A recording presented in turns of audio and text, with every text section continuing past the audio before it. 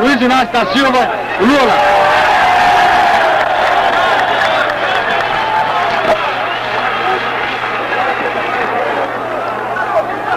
Companheiro,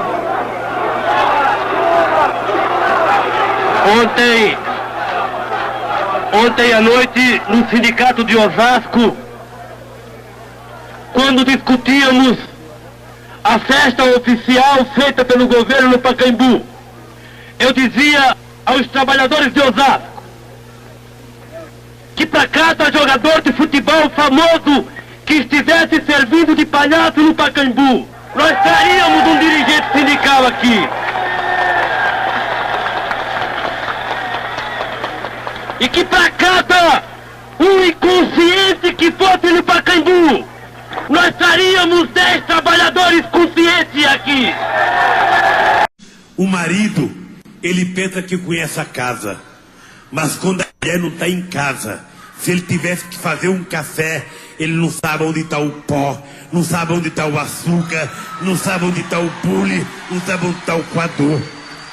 E eu traduzia para que o povo entendesse com mais facilidade aquilo que era a arte do que eu queria fazer se ganhasse as eleições para presidir esse país.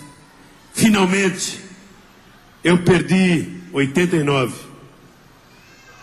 eu perdi 94, e eu perdi 98, e eu perdi porque uma parte do povo pobre deste país, que deveria ter votado em mim, não votava.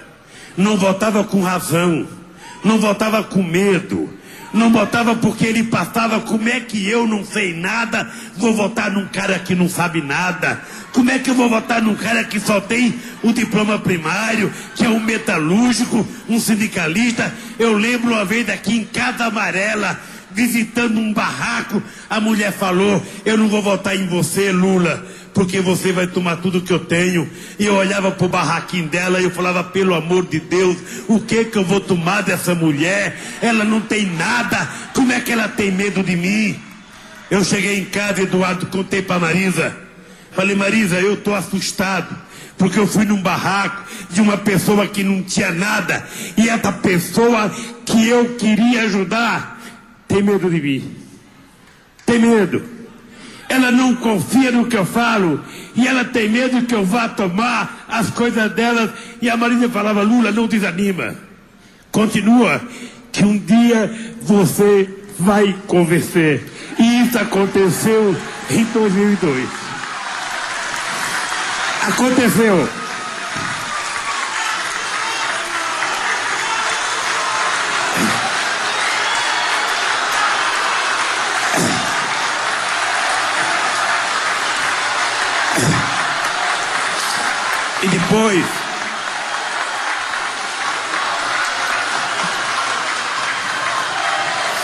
E depois eu tinha uma outra dúvida. Eu ganhei as eleições, e aí eu comecei a ficar preocupado. Qual era a preocupação?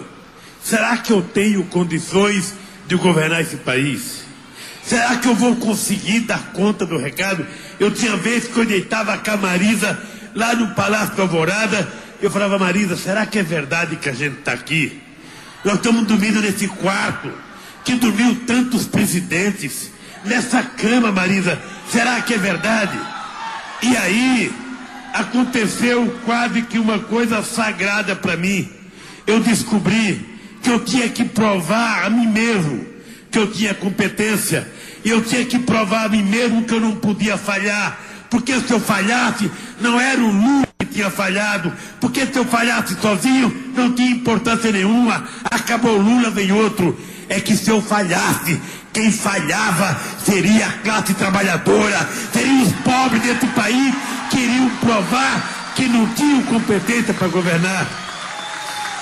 E aí, tomei como decisão não falhar, e trabalhei. Eu duvido que tenha um presidente da República deste país que tenha trabalhado o tanto que eu trabalhei, que tenha viajado o tanto que viajei, que tenha cumprimentado as pessoas do tanto que eu cumprimentei, e não faço isso à toa. Faço isso porque eu quero sentir o pulsar do coração, da alma e da mente de cada mulher e de cada criança desse país. Esse governo tem uma qualidade, governador, que vocês não têm, porque a de vocês é privatizar, privatizar e privatizar. A nossa é investir no social, no social e no social. E a economia brasileira nunca cresceu tanto como agora. Obviamente que eu quero que cresça mais. Seu tempo, candidato. Mas compare.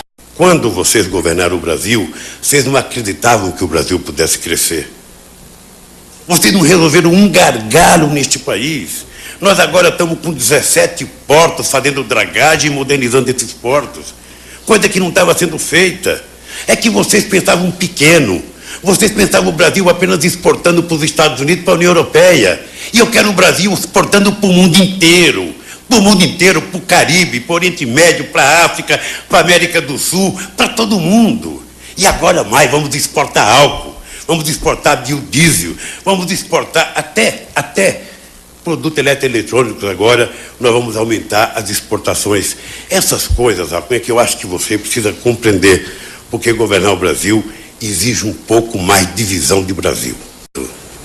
O fato concreto e objetivo é que o Brasil melhorou. Reconheça pelo menos alguma vez, o Brasil melhorou. As pessoas estão comendo mais, as pessoas estão construindo mais, as pessoas estão trabalhando mais, as pessoas estão vivendo com mais dignidade e mais respeito nesse país. Os pobres desse país deixaram de ser coadjuvantes para bater palma para candidato. Eles estão hoje tendo acesso às coisas que eles não tinham. Reconheça isso, Alckmin. Não custa nada para você. Você é um homem bem formado. Não faça o papel pequeno de um candidato que fica apenas reclamando. Reconheça o que foi feito e vamos fazer a partir dali, porque eu posso fazer mais. Eu posso fazer mais. Aprendi. A política externa brasileira é uma política externa ousada.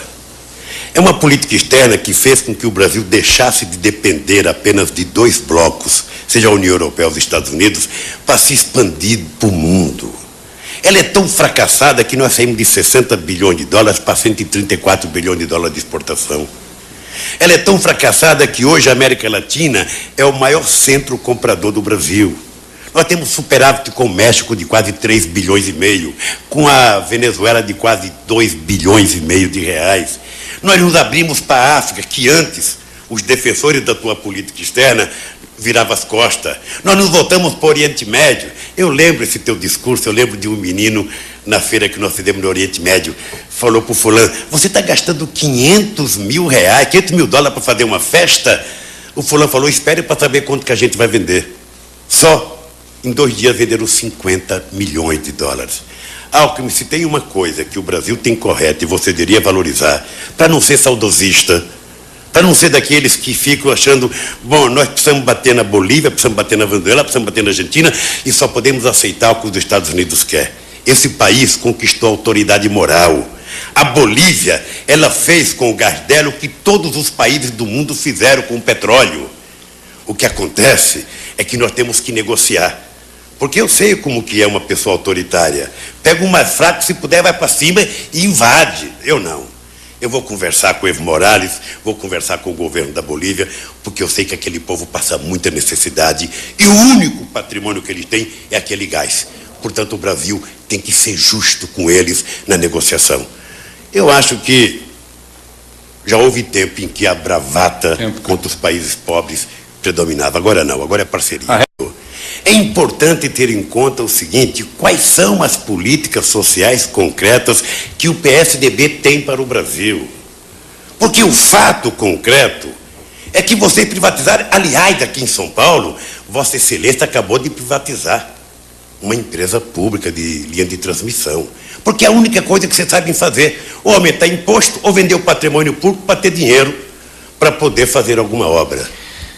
Não só nós fazemos opção para gastar, como gastamos bem. Eu vou lhe dizer alguns números.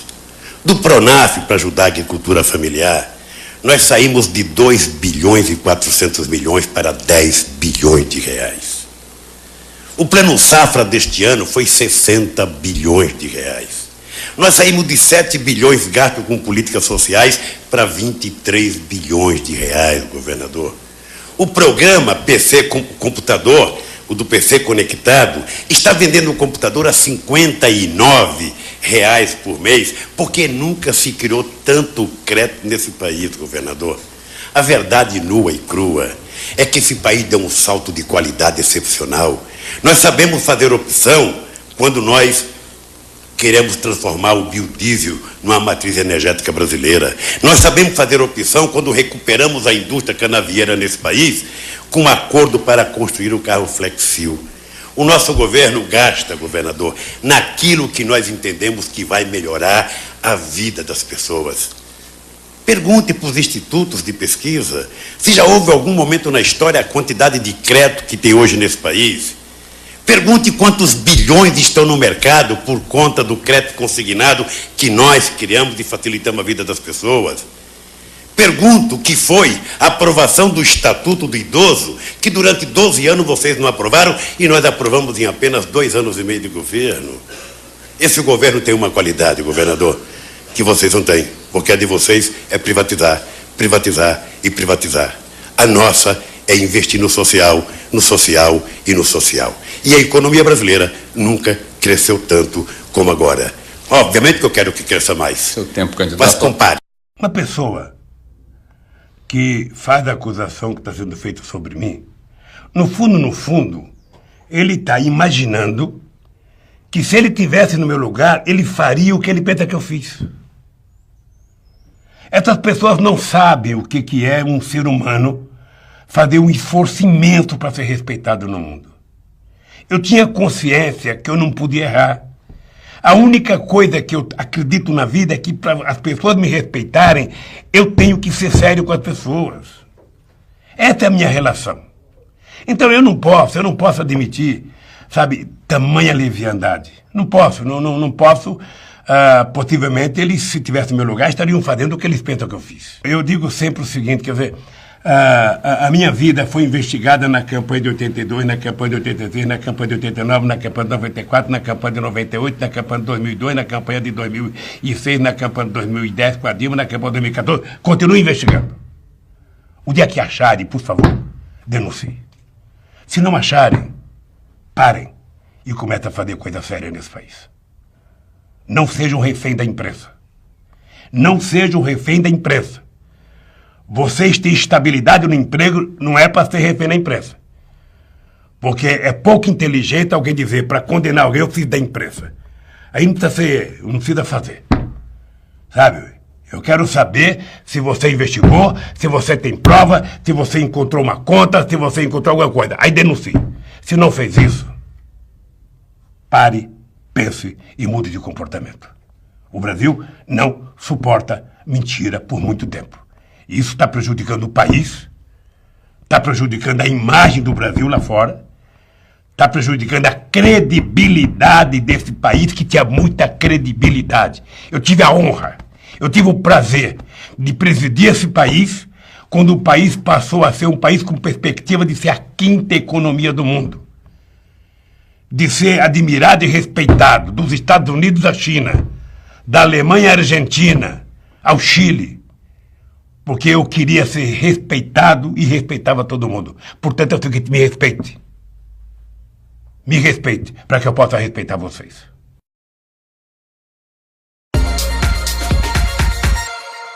Eu fui adolescente, sabe, dentro de uma fábrica com 14 anos. Naquele tempo era proibido universidade pra gente, era proibido. A gente nem sonhava. O máximo que a gente sonhava era ter uma profissão, era ir pro Senai. Era o máximo. E eu achava que era pouco. É por isso que quando eu assumi a presidência, eu falei, a universidade vai ser, sabe, acessível ao povo. Qualquer cidadão brasileiro, independente da origem social, tem direito a competir uma vaga na universidade. Não é só para rico. Porque no Brasil, quando uma criança nascia, você já sabia, essa vai ser pobre, vai ter o ensino fundamental, ou nem vai terminar, ou quando muito vai ter um curso técnico. Sabe, quando outro você sabia, esse aqui vai estudar na Sorbonne, vai estudar em Harvard. Nós queremos acabar com isso. O que nós queremos é um país em que todas as crianças têm a mesma oportunidade. que estejam sentadas na mesma sala de aula. Rico, pobre, sabe? Se o rico quiser pôr na universidade melhor, que ponha. Mas que a escola do pobre seja da mesma qualidade. A escola da sociedade seja igual. Sabe? Para que as pessoas tenham igualdade de oportunidade. Então, eu lamento profundamente essa visão que leva o Brasil a um retrocesso. Ou seja, você pode fazer qualquer mal a um país, mas você não pode fazer as pessoas deixarem de sonhar.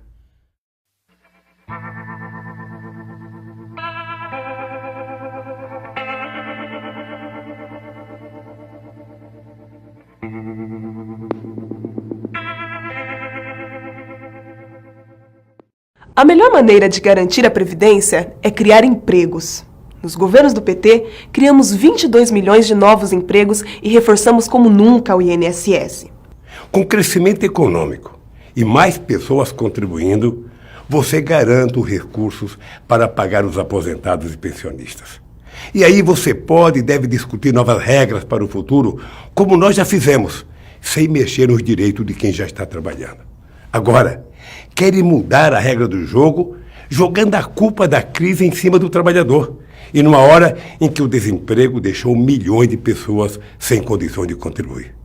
Esse tema é importante demais para ser decidido sem um profundo debate com a sociedade. Só um governo eleito pelo povo terá legitimidade para fazer esse debate e garantir o sagrado direito da aposentadoria para o povo brasileiro. Você se lembra, quando o PT chegou ao governo com a eleição do Lula, a vida dos brasileiros mudou para melhor. Por que será então que o PT é tão perseguido? O PT nasceu para mudar o Brasil e mudou. Em nosso governo, pela primeira vez, o país cresceu, reduzindo a desigualdade e criando oportunidades para todos. Com crescimento econômico e muita participação popular nas decisões. É certo que ainda ficou muito por fazer, mas não é por isso que nos atacam. É por tudo que o PT fez de bom para o país. O Bolsa Família, o Minha Casa Minha Vida, o Luz para Todos, o ProUni, o FIES e mais de 22 milhões de empregos criados em 12 anos. É porque tiramos o Brasil do mapa da fome e conquistamos o respeito do mundo. Os poderosos que sempre governaram o país não se conformam com essa realidade. Mas esse é o legado do PT. Um país melhor e mais justo, que está na memória e no coração do povo brasileiro. É muito desagradável.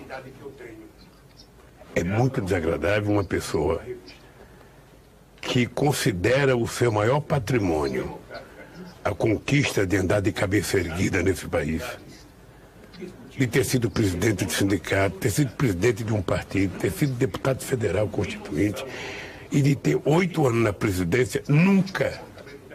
E eu duvido que tenha no país. Duvido que tenha no país um inimigo ou um amigo que diga que um dia o Lula pediu para ele, sabe, $1. Duvido. E de repente você ser acusado de corrupção, você vê mentira de mais mentira na televisão e se incomoda a mim, incomoda meus filhos, incomoda a minha mulher. O que você pode fazer? Paciência. Paciência. Então eu estou processando o Moro porque invadiu a minha casa, sabe? Eu estou processando o delegado da Polícia Federal que fez um dossiê mentiroso. Não sou eu que tenho que provar que sou honesto, ele é que tem que provar que eu sou ladrão. Vou processar os procuradores. Sabe, cada um deles vai ter que ir para a justiça provar as mentiras que eles estão falando.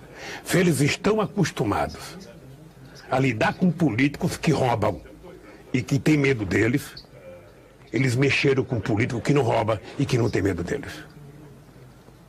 Eu respeito muitas instituições. Aliás, fortaleci as instituições. Nunca ninguém fez no Brasil, sabe, leis para combater a corrupção como nós. Nunca ninguém fortaleceu tanto a Polícia Federal como o meu governo. Nunca ninguém criou tanta autonomia para o Ministério Público como o meu governo. É a primeira vez na história que o Procurador-Geral é eleito pela categoria e eu indico o eleito pela categoria. Então eu prezo a instituição e respeito. Agora, o que eu não posso admitir é que um grupo de jovens messiânicos, sabe, que pensam que estão me destruindo, estão destruindo a instituição que eles representam, que precisa ser valorizada. A serviço da imprensa, refém da imprensa. Hoje eles estão refém da imprensa.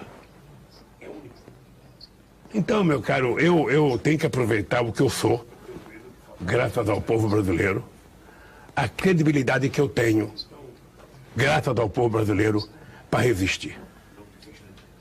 Sabe? E vou enfrentá-los democraticamente. Vou enfrentá-los, sabe, discutindo, repondo as coisas no lugar. Não é possível. Não, você não tem noção, Roberto, você não tem noção do comportamento dessa gente nesse processo contra mim. Não adianta me ameaçar, não adianta dizer que... E sobretudo quando o processo é mentiroso.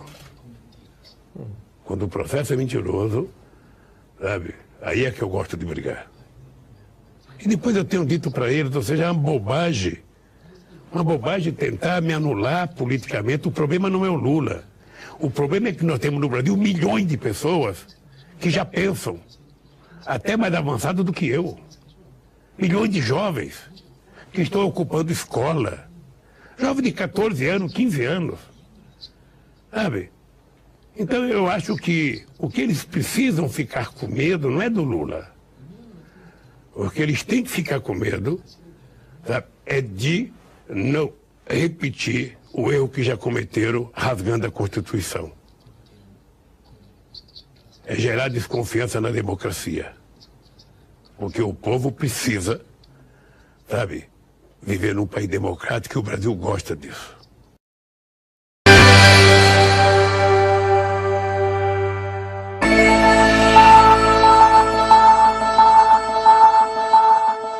Que veio aqui e que sempre defendeu os trabalhadores e que veio aqui no apoio da luta dos trabalhadores contra a reforma da Previdência, contra a reforma trabalhista e contra a terceirização do serviço da atividade fim no Brasil.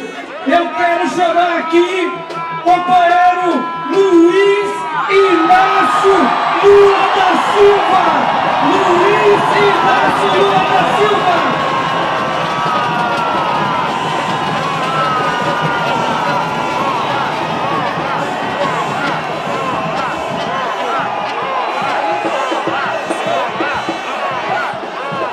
Queridos companheiros e queridas companheiras do movimento social, do movimento sindical, eu queria, sobretudo, cumprimentar os professores e as professoras pela demonstração de luta que estão dando aqui no estado de São Paulo. Eu certamente não tenho nada para acrescentar depois do discurso do movimento social e do discurso dos dirigentes sindicais. Mas eu queria que vocês levassem para casa uma certeza.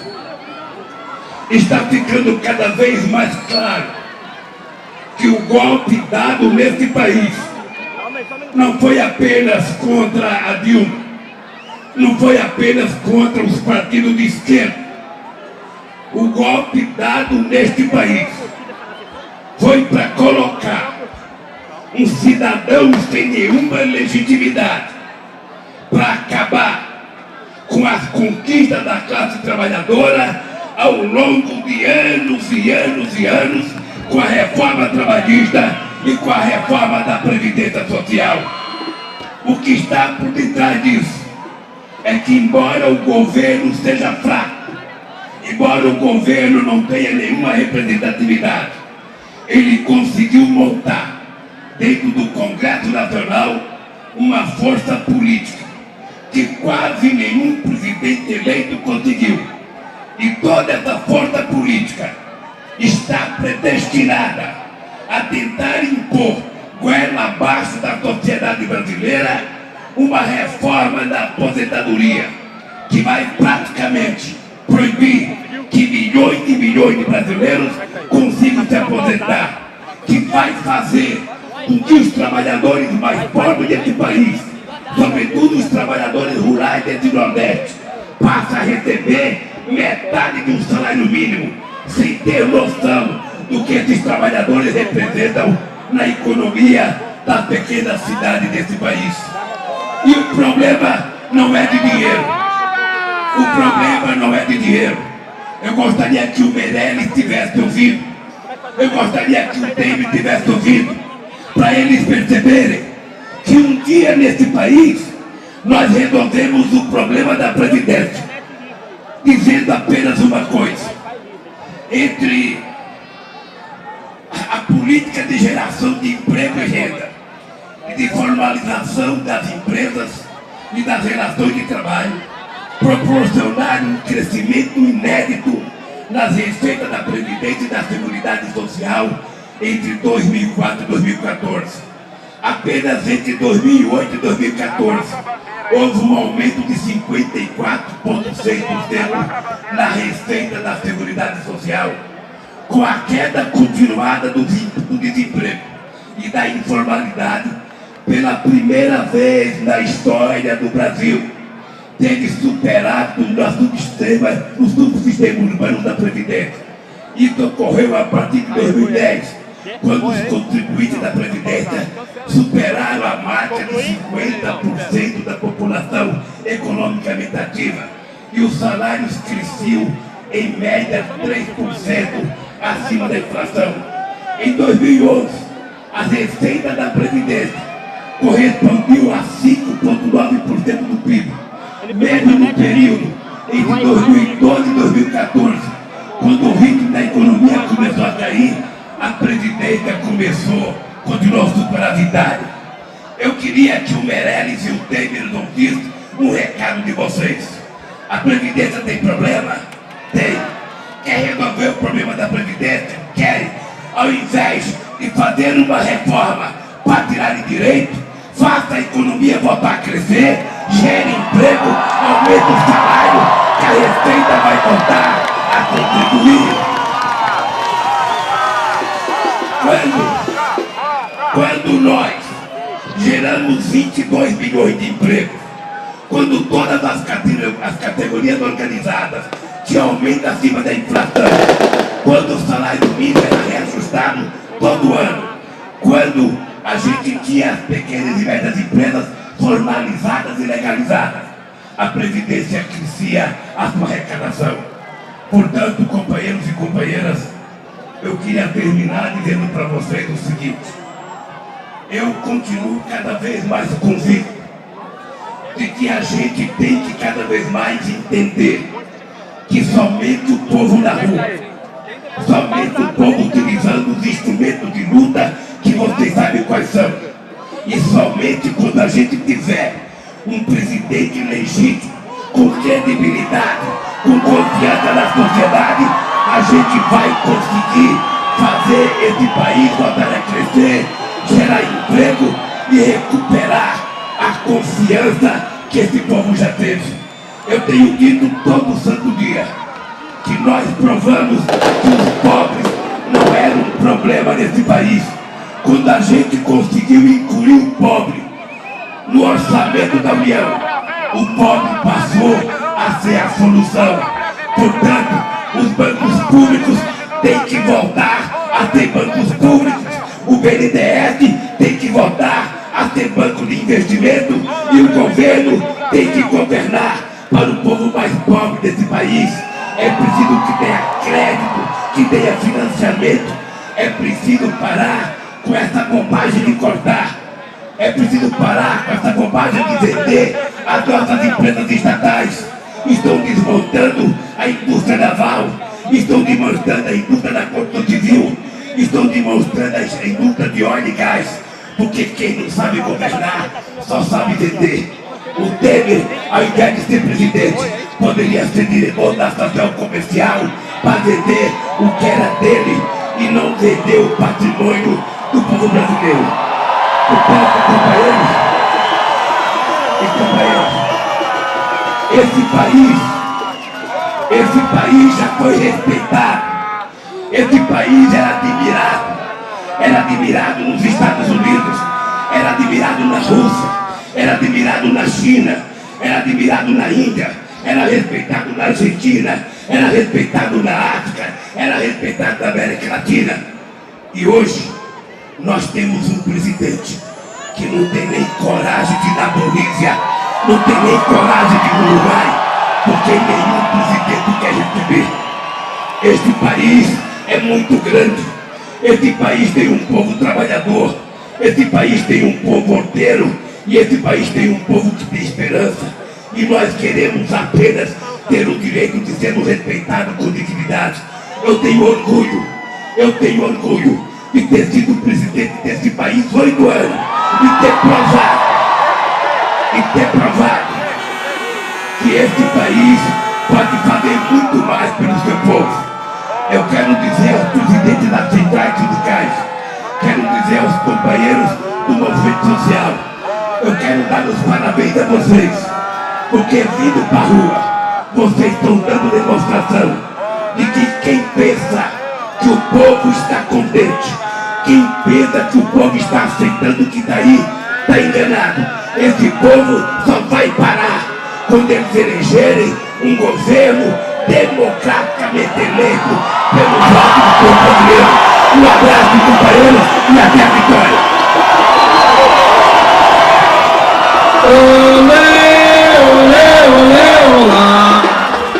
Lula, Lula. Olê, olê, olê, olá. Lula, Lula.